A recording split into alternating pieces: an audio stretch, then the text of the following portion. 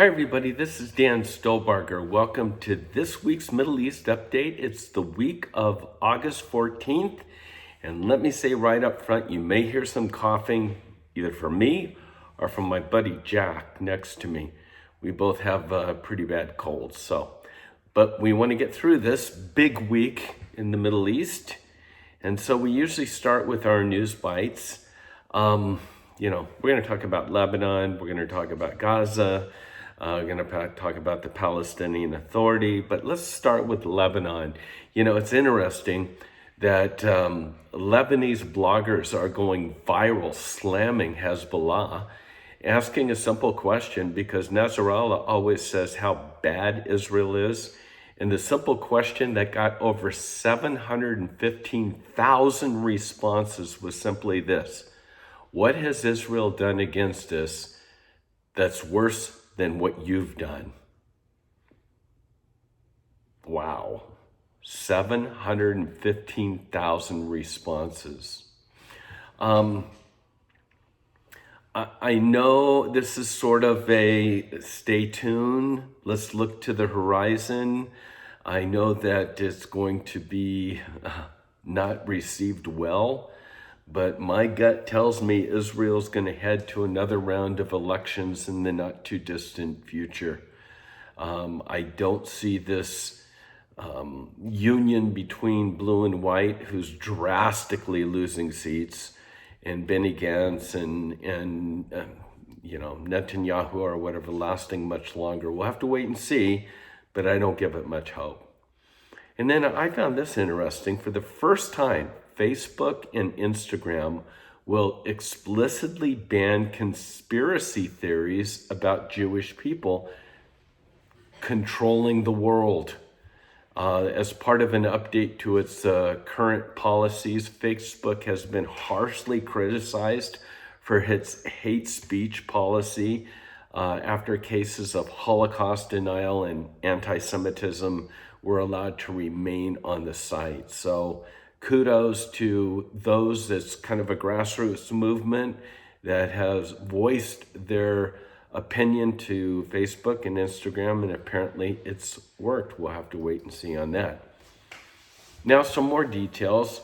Again, go to our website at holygroundexplorations.com. Make sure you grab this PowerPoint that accompanies the YouTube, in a sense, because there's much more to the articles that you'll find with photos, etc., on the PDF PowerPoint, so make sure you grab that. Big news today. We're going to have to wait and see how it all sifts out and all of that, but the United Arab Emirates and Israel has, in a sense, with Trump and Kushner and Friedman and that sort of stuff, they basically have reported today that this is a truly historic moment, that the two countries are going to unite together once again in a peace treaty that has not ever come into pass. It's the and then there are those that are pundits that are looking from the outside in that are saying now that the ice has been broken, they expect more Arab and Muslim countries to follow the United Arab Emirates. Mike Pompeo says this is a remarkable achievement for two of the world's most forward-learning, technologically advanced states, and reflects their shared regional vision of an economically integrated region. So we have a peace deal between these two countries. Obviously, not to the chagrin, I guess you would say, of the Palestinian Authority. Their response is that they've simply started to reject any medical aid from UAE. There was an air transport that landed in Ben Gurion that had massive amounts of aid that was to be used to prevent the spread of the coronavirus.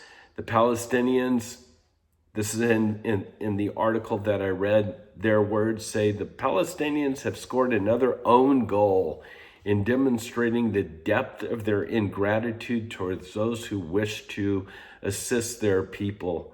By coming out against interfaith tolerance, by coming out against this peace treaty between Emirates and Israel, the concept of unifying together, tearing down walls, the Palestinians are again proving that the conflict with Israel, and you know this, right, has never been about borders or checkpoints or land, the rights of the Palestinian or the rights of Jews. It comes down to the fact that Israel exists, and the Palestinians cannot tolerate that fact. That's the bottom line.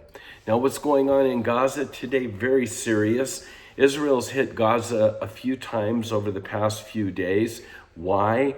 Because of, you see in the pictures here, because of these incendiary arson devices that are lifted up by balloons, taken over by the sea breezes into southern Israel, the Negev area, Sderot, and that sort of stuff, starting massive fires, over 60 fires in Israel.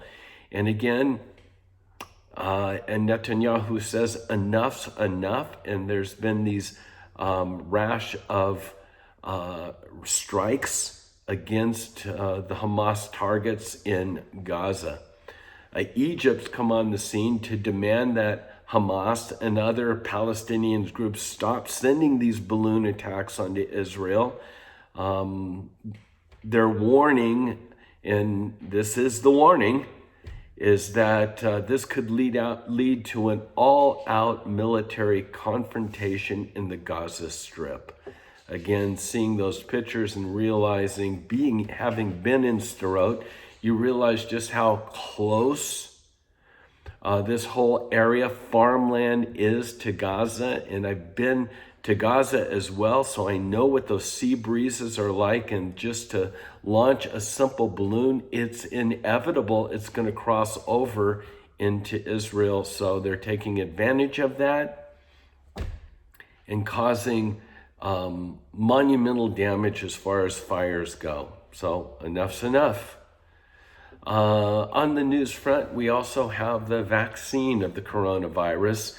Putin has come out to state that Russia has developed the first vaccine offering sustainable immunity. He's mentioned that his daughter's already been given this. Moscow's health ministry said that the vaccine was expected to provide immunity from the coronavirus for up to 2 years. Israel's come on the scene to say they've been a part of it. They've been working with the Russians in regard to this. This is good news. And so let's sort of wait and see. There are those that are going to, of course, challenge this, saying it hasn't been tested enough.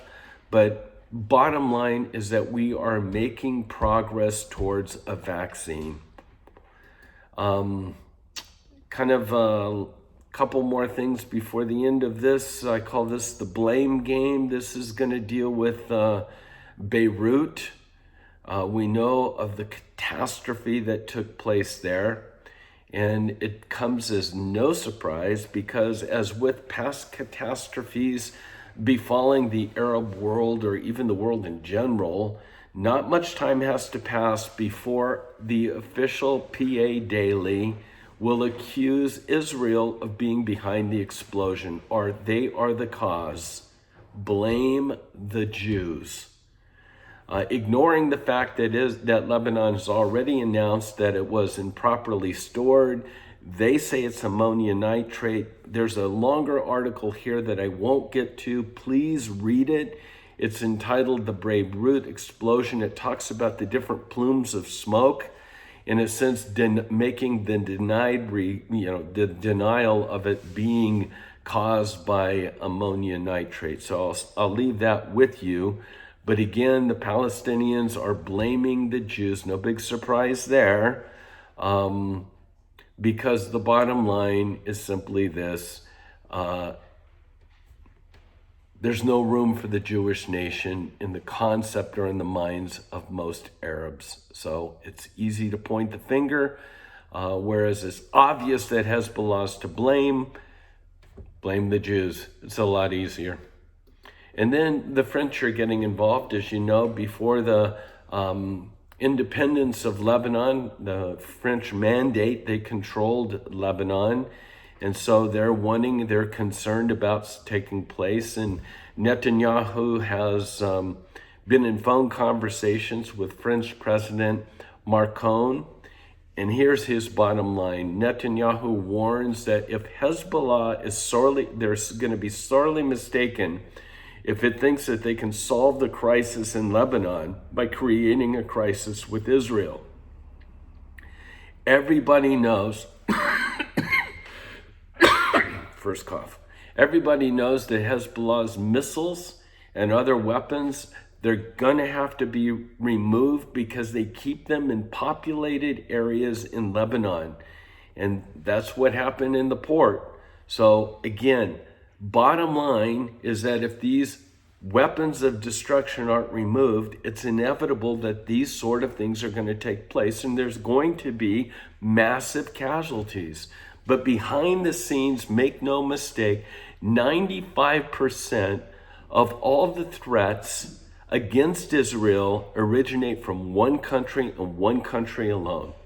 And I hope by now you know what that country is. There's no doubt about it. It is Iran. That's our report for this week. I'm out of time. So until next week, shalom.